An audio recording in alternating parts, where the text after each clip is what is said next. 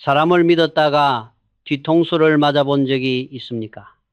겉모습만 번지르르한 사람에게 속아 피 같은 돈을 날려본 경험은요. 세상은 우리에게 학벌을 보라 하고 명함의 직함을 보라 하고 입고 있는 옷의 브랜드를 보라고 가르칩니다. 하지만 나는 단언합니다. 그것들은 대부분 가짜 신호입니다. 말은 얼마든지 꾸밀 수 있고 옷은 빌려 입을 수 있습니다. 그러나 돈이 지갑에서 빠져나가는 그 짧은 순간만큼은 인간의 본성이 절대로 숨겨지지 않습니다. 나는 사람을 볼 때 졸업장도 경력도 보지 않습니다. 오직 하나, 돈을 쓰는 모습만 봅니다. 왜냐하면 작은 돈을 대하는 태도 속에 그 사람의 인생을 지탱하는 루틴과 자기 통제력이 고스란히 담겨 있기 때문입니다. 사람들은 흔히 말합니다. 1,000원, 2,000원 아껴서 언제 부자가 되냐고. 요즘 말로 하면 소확행이 중요하다고들 하죠. 당장의 즐거움, 오늘의 기분이 인생보다 중요하다는 식입니다. 하지만 그것은 달콤한 자기 합리화일 뿐입니다. 내가 반도체 사업에 사활을 걸던 시절 공장에는 똑똑한 인재들이 넘쳐났습니다. 명문대를 나와 해외 유학까지 다녀온 엘리트들 사이에서 유독 눈에 띄는 한 젊은 과장이 있었습니다. 실력도 뛰어나고 머리 회전도 빨랐습니다. 하지만 나는 그를 중용하지 않았습니다. 이유는 단 하나, 돈을 쓰는 사소한 습관 때문이었습니다. 월급날만 되면 그는 세상을 다 가진 사람처럼 행동했습니다. 회사 앞에서 가장 비싼 커피를 마시고 걸어서 10분이면 갈 거리를 택시로 이동했습니다. 이 정도 푼돈에 벌벌 떨면 반도체를 어떻게 만드냐는 말이 입버릇이었죠. 그의 말은 틀렸습니다. 반도체는 무엇입니까? 눈에 보이지도 않는 먼지 한 톨이 수억 원짜리 웨이퍼 전체를 불량으로 만듭니다. 나는 그것이 돈의 이치와 완전히 같다고 봅니다.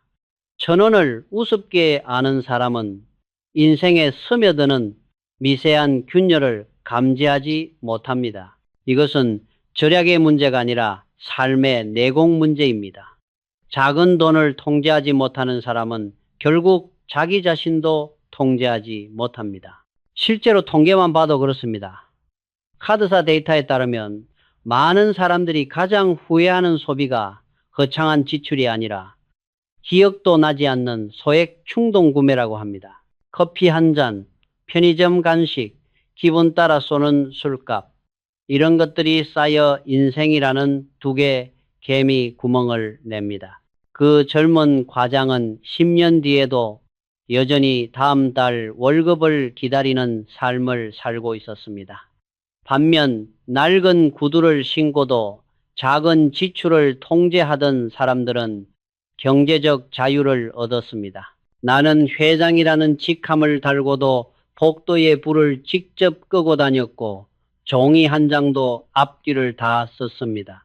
돈이 없어서가 아닙니다. 낭비라는 바이러스를 내 공간에 들이지 않겠다는 태도였습니다.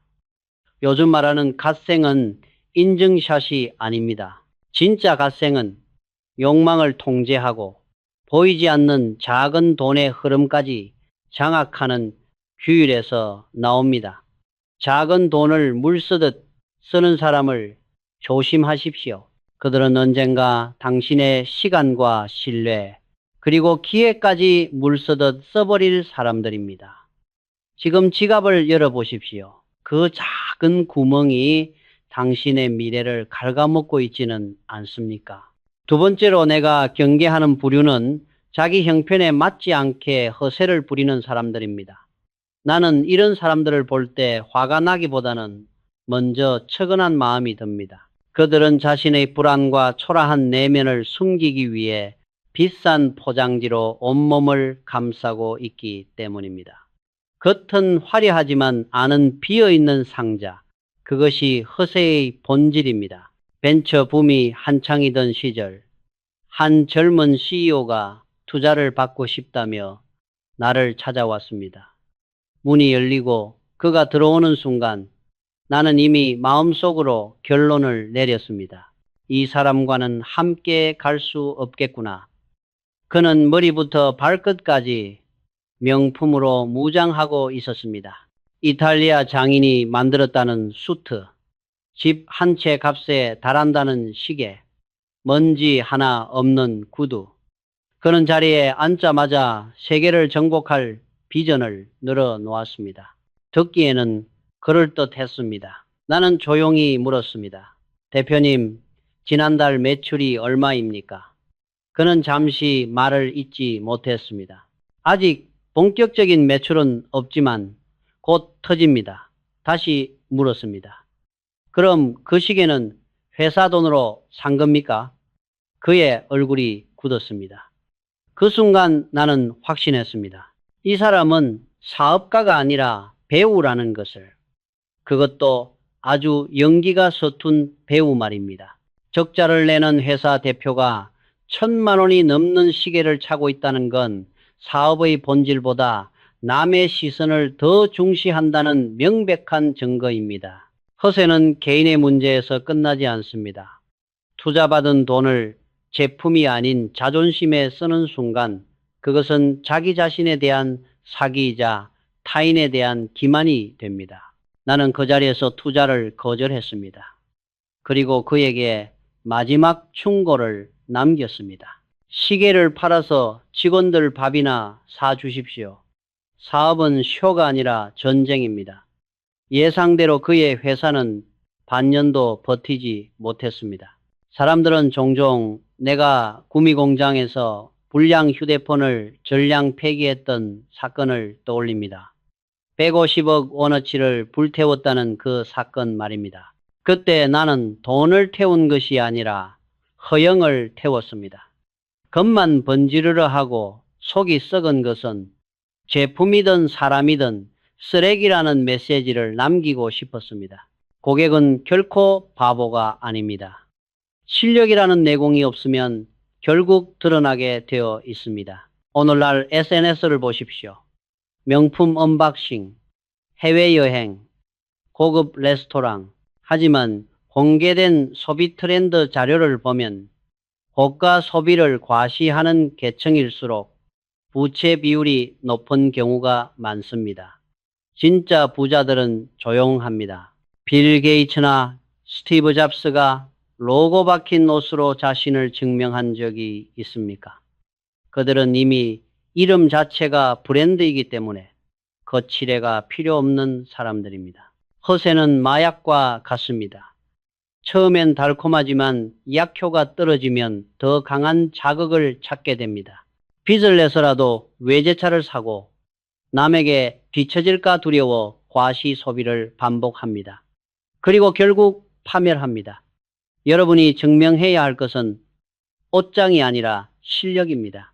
포장이 아니라 내용물입니다. 명품을 입는 사람이 아니라 명품 같은 사람이 되십시오.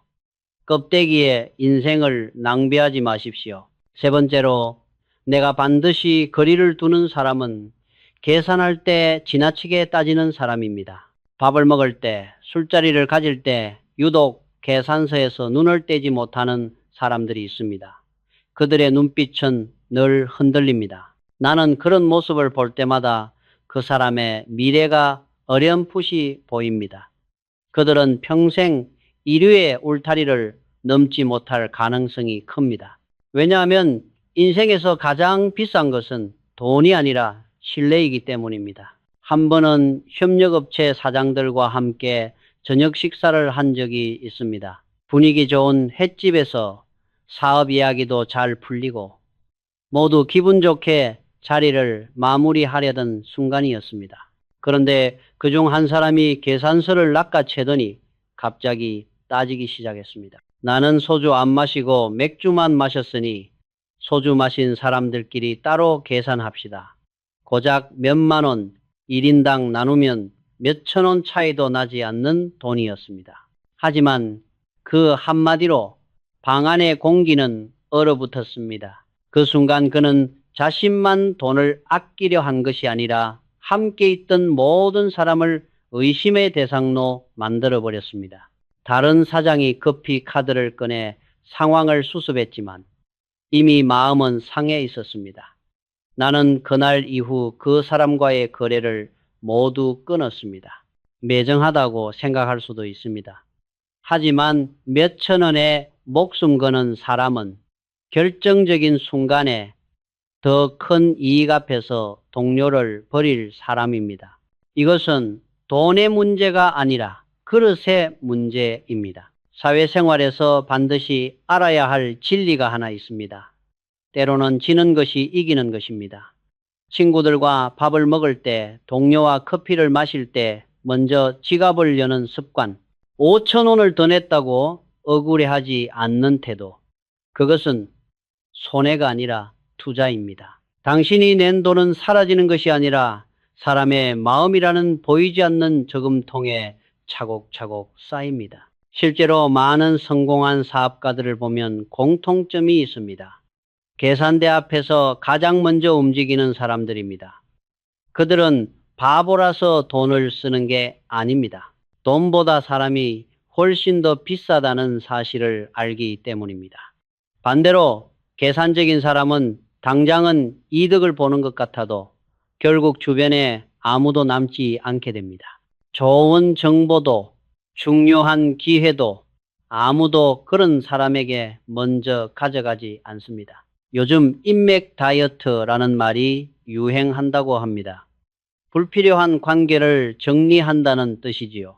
만약 당신이 밥값을 100권 단위까지 따지는 사람이라면 당신은 이미 누군가의 인맥 다이어트 대상 1순위일지도 모릅니다. 비즈니스는 계약서가 아니라 사람으로 완성됩니다. 우리가 수많은 난관을 넘을 수 있었던 것도 평소에 쌓아둔 신뢰 덕분이었습니다. 계산기를 내려놓으십시오. 대신 마음을 얻으십시오. 그 선택이 결국 가장 큰 이익으로 돌아옵니다. 네 번째로 반드시 멀리해야 할 사람은 작은 내기를 즐기는 사람입니다. 인생을 확률 게임처럼 착각하는 사람들입니다. 겉으로 보면 호탕하고 도전적인 승부사처럼 보일 수 있습니다. 인생 뭐 있어? 한 방이지. 이런 말을 입에 달고 삽니다. 하지만 분명히 말하겠습니다. 그들은 승부사가 아닙니다. 불안을 운에 맡기는 도박꾼일 뿐입니다. 내 주변에도 그런 사람이 있었습니다. 골프를 칠 때마다 사소한 내기를 걸었고 사업 이야기를 할 때도 늘 같은 패턴이었습니다. 이번 프로젝트만 성공하면 인생 역전입니다. 이 종목만 잡으면 10배 갑니다. 그는 모든 선택을 분석이 아니라 기대감에 맡겼습니다. 위험해 보이면 바로 발을 빼고 조금 재미없어 보이면 끝까지 가지 않았습니다. 그러면서 내게 이렇게 말하더군요. 회장님도 반도체에 올인해서 대박 난 거 아닙니까? 사업은 원래 도박 아닙니까? 나는 그 말을 듣고 씁쓸하게 웃었습니다. 사람들은 내가 반도체 사업을 시작한 것을 무모한 도박이라고 말합니다. 하지만 그것은 사실과 정반대입니다. 나는 도박을 한 적이 없습니다. 나는 이길 수밖에 없는 싸움을 설계했습니다. 일본 기술자들을 찾아가 수없이 밥을 사고 정보를 모았고 밤을 새워 기술 서적을 읽었습니다. 시장 흐름을 분석하고 실패할 수 있는 모든 변수를 가정하며 대비책을 만들었습니다. 확신이 생겼을 때만 움직였습니다. 이것은 요행이 아니라 전략입니다. 진정한 승부사는 운을 믿지 않습니다. 오직 데이터와 준비, 그리고 땀을 믿습니다. 반면 도박적 사고를 가진 사람들은 과정을 생략합니다. 노력 없이 결과를 원하고 기다림을 견디지 못합니다. 그래서 요즘 주식, 코인 같은 단어에 쉽게 흥분합니다. 공부도 없이, 분석도 없이 남의 말만 듣고 전 재산을 거는 것은 투자가 아닙니다. 파멸로 가는 지름길입니다. 이런 사람들의 공통점이 무엇인지 아십니까? 끈기가 없습니다. 조금만 힘들면 포기하고 또 다른 대박 이야기를 찾아 떠납니다. 반도체 사업 초기, 우리는 수년 동안 막대한 적자를 견뎌야 했습니다. 임원들도 직원들도 흔들렸습니다. 하지만 나는 버텼습니다. 확신이 있었기 때문입니다. 그 지루하고 고통스러운 시간을 견뎌냈기에 지금의 결과가 있는 것입니다. 작은 내기를 즐기는 습관은 생각보다 위험합니다. 닭값 내기, 술값 내기 같은 사소한 행동이 반복되면 돈의 구조를 망가뜨립니다. 땀 흘려 번 돈의 가치를 잊게 만들고 성실함을 어리석은 선택처럼 느끼게 합니다. 인생은 카지노가 아닙니다. 룰렛을 돌려 대박을 터뜨리는 곳이 아닙니다. 인생은 농사입니다. 씨를 뿌리고 물을 주고 잡초를 뽑으며 기다리는 과정입니다. 여러분은 도박꾼입니까? 아니면 농부입니까? 요행이라는 잡초로 인생의 밭을 망치지 마십시오. 마지막으로 가장 위험하고 반드시 손절해야 할 사람은 빚을 갚는 일을 대수롭지 않게 여기는 사람입니다. 돈을 빌리는 태도보다 더 중요한 것은 돈을 갚는 태도입니다. 그 안에는 그 사람의 인격, 책임감, 그리고 인간으로서의 신용이 그대로 드러납니다. 나는 젊은 시절 이 사실을 뼈아프게 배웠습니다.